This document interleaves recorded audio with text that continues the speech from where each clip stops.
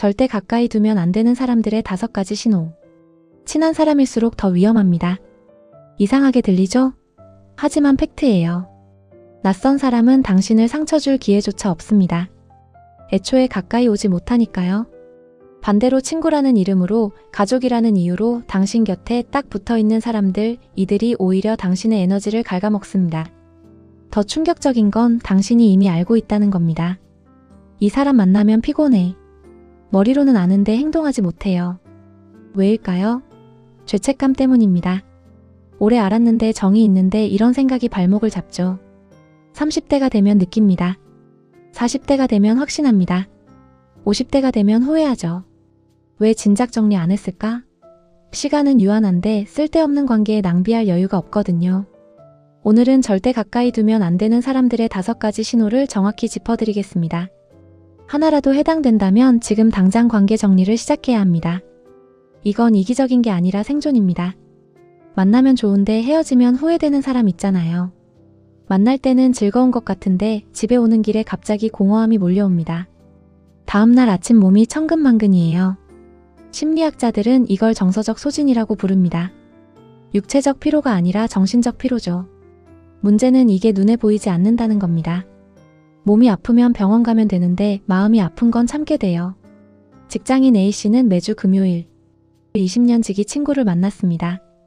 그런데 금요일만 되면 스트레스가 극에 달했어요. 무의식이 알고 있었던 겁니다. 오늘 그 친구 만나면 또 에너지 빨리겠구나. 여기서 핵심은 당신의 몸과 마음은 거짓말하지 않는다는 겁니다. 특정 사람 만나기 전에 스트레스 받는다면 그 사람이 문제예요. 이건 당신 탓이 아닙니다. 30대에서 50대는 특히 조심해야 합니다. 이 나이대는 시간이 금이에요. 직장, 가정, 자기개발.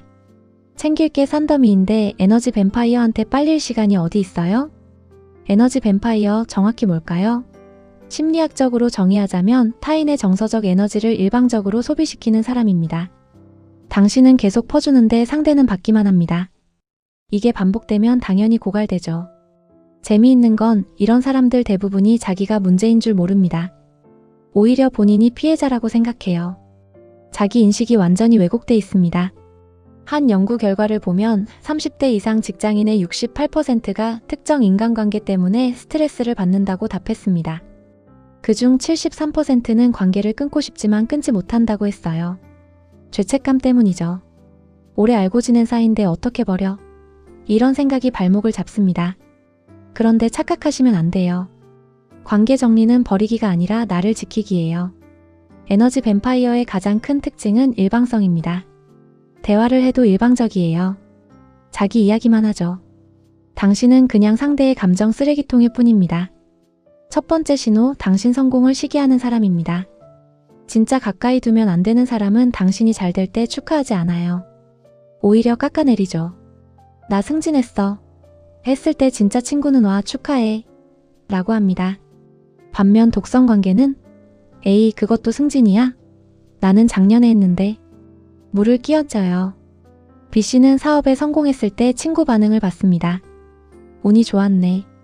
나도 했으면 성공했을 텐데라고 했죠. 진심으로 축하해주는 대신 시기만 했습니다. 이런 사람들은 열등감이 강합니다. 남이 잘 되는 걸 못 봐요. 당신이 승진하면 본인이 초라해 보이니까 깎아내리는 겁니다. 당신의 기쁨을 못 견디는 거죠. 30에서 50대는 성과를 인정받고 싶은 나이예요. 그런데 가까운 사람이 당신 성공을 시기한다면 그건 독입니다. 지금 당장 거리를 두세요. 두 번째 신호, 위기 때 사라지는 사람입니다. 평소엔 친한 척하다가 당신이 정말 힘들 때는 연락이 안 됩니다. 이게 가장 확실한 신호예요. 예를 들어 당신이 병원에 입원했어요. 진짜 친구는 병문 안 옵니다. 바빠도 시간 내서 와요. 반면 독성 관계는 나 지금 바빠. 나중에 갈게. 나중은 없습니다. C씨는 아버지가 돌아가셨을 때 깨달았습니다. 15년 친구라는 사람이 장례식장에 오지 않았어요. 회사 일이 바빠서 라는 문자만 왔죠. 반면 1년밖에 안 된 동료는 새벽에 달려왔습니다. 위기 상황에서 진짜와 가짜가 구별됩니다. 평소엔 다 친한 척하거든요. 그런데 당신이 힘들 때는 진짜만 남아요. 지금 당장 떠올려 보세요. 당신이 최근 힘들었을 때 누가 연락했나요? 누가 도와줬나요? 아무도 없었다면 그 사람들은 가까이 두면 안 됩니다. 세 번째 신호, 경계선을 무시하는 사람입니다. 당신이 이건 하기 싫어라고 했을 때 존중하지 않고 계속 선을 넘는 사람들이죠. 예를 들어 당신이 그런 농담하지 말라고 했어요. 진짜 친구는 미안, 다음부터 조심할게 이렇게 나옵니다. 독성 관계는 왜 그래? 장난인데. 예민하게. D씨는 친구한테 외모 지적하지 말라고 여러 번 말했습니다. 그런데 친구는 계속했어요. 친해서 그러는 거잖아 라며 D씨를 가스라이팅했죠. 경계선 존중은 관계의 기본입니다. 한 번 말하면 고치는 게 정상이에요. 그런데 계속 선을 넘는다면 그건 당신을 존중하지 않는다는 뜻입니다. 30대에서 50대는 더 이상 참고 살 나이가 아닙니다. 나를 존중하지 않는 사람은 친구가 아니라 독입니다. 지금 당장 정리하세요. 네 번째 신호, 일방적으로 받기만 하는 사람입니다. 관계는 주고받는 게 있어야 하는데 이 사람들은 받기만 해요. 당신이 베풀 때는 당연하게 받다가 정작 본인이 베풀 차례가 오면 핑계만 늘어놓습니다. 예를 들어 이사하는데 도와줄 수 있어? 물어보세요.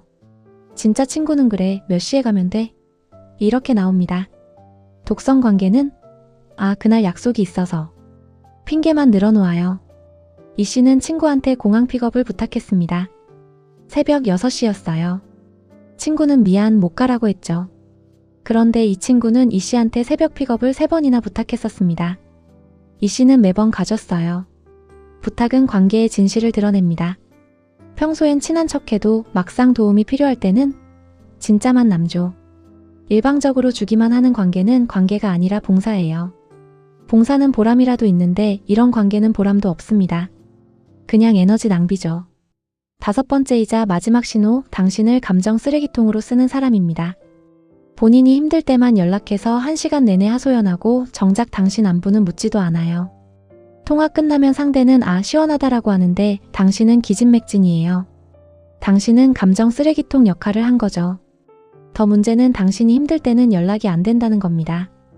F씨는 5년간 친구의 감정 쓰레기통이었습니다. 새벽 2시에 전화와도 받았죠. 그런데 F씨가 이혼 위기에 처했을 때 친구는 나도 힘든데 무슨 여유가 있어? 라고 했습니다. 자, 여기까지 5가지 신호를 정리해볼까요? 첫째, 당신 성공을 시기합니다. 둘째, 위기 때 사라집니다. 셋째, 경계선을 무시합니다. 넷째, 일방적으로 받기만 합니다. 다섯째, 감정 쓰레기통으로 씁니다. 이 중 3개 이상 해당되면 그건 독성 관계입니다. 지금 당장 정리해야 해요. 당신의 정신 건강이 최우선이에요. 자, 이제 실천입니다. 구체적인 방법 3가지 알려드릴게요. 첫째, 서서히 거리 두기. 갑자기 연락 끊지 마세요. 서서히 거리를 두는 겁니다. 연락 오면 답장을 늦춰요. 만나자고 하면 요즘 바빠서라고 하세요. 둘째, 시간 제한하기. 전화 오면 30분 이상 통화하지 마세요. 미안, 나가야 해라고 끊으세요. 만나도 1시간 이상 안 만나요. 시간을 제한하면 상대도 눈치챕니다. 셋째, SNS 정리하기. 언팔하거나 뮤트하세요. 그 사람 게시물 보는 것만으로도 스트레스 받을 수 있습니다. 눈에서 멀어지면 마음에서도 멀어져요. 40대 직장인 G씨는 3명의 친구를 정리했습니다. 20년 넘게 알고 지낸 사이였어요. 처음엔 죄책감이 들었죠. 그런데 6개월이 지나자 삶의 질이 확 올라갔습니다. 여러분, 시간은 유한합니다. 30에서 50대는 인생의 골든타임이에요. 관계 정리는 버리기가 아니라 나를 지키기입니다. 당신의 행복이 최우선입니다. 지금 당장 실천하세요. 오늘 소개한 5가지 신호로 주변 사람들을 점검해보세요. 3개 이상 해당되는 사람이 있다면 거리를 두기 시작하세요. 구독과 좋아요 눌러주시고 댓글로 여러분의 경험도 나눠주세요. 감사합니다.